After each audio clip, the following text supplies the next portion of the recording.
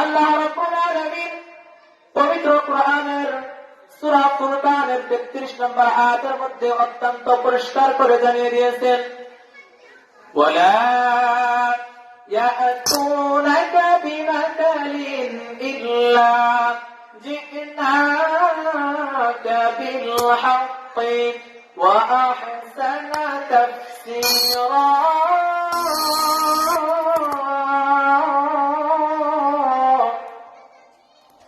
আল্লাহ রাব্বুল আলামিন মায়ার নবীজিকে ডাক দিয়ে বলে, ওগো নবীজি, আপনার উম্মতরা যখন আপনার সামনে কোন সমাধানের জন্য আসবে, আপনি সরাসরি কোরআন থেকে সমাধান দিবেন। আল্লাহু আকবার। কিসের থেকে সমাধান দিতে হবে? কোরআন থেকে সমাধান দিতে হবে। কে বলেছেন? আল্লাহ রাব্বুল আলামিন বলেছেন। এখন আমাদের সমাজে এক শ্রেণীর মানুষ আছে, একটু বিপদে পড়লেই বাবার দরবারে দূর নেয়। আছে না নাই? সবাই বলেন আছে না নাই? একটু সমস্যা হলে পীরের দরবারে চলে যায়, একটু সমস্যা হলে বাবার দরবারে চলে যায়।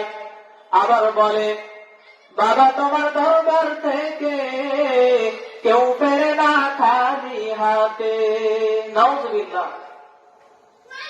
আরে বাবারই তো কোনো শক্তি নাই, তোমাকে কিভাবে ভরা হাতে তোমাকে ফিরিয়ে দিবে?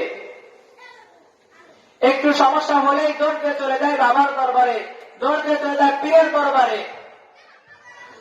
এখন এক শ্রেণীর মানুষ বলতে পারে, হুজুর মনে হয় পীর বিরোধী। না রে বাজান, না, আমি পীর বিরোধী না, কিন্তু ভণ্ড পীরদের বিরোধী, মাজার পূজারী যারা, তাদের বিরোধী আমি আগেও ছিলাম, এখনো আছি। কথা বলেন ঠিক কিনা?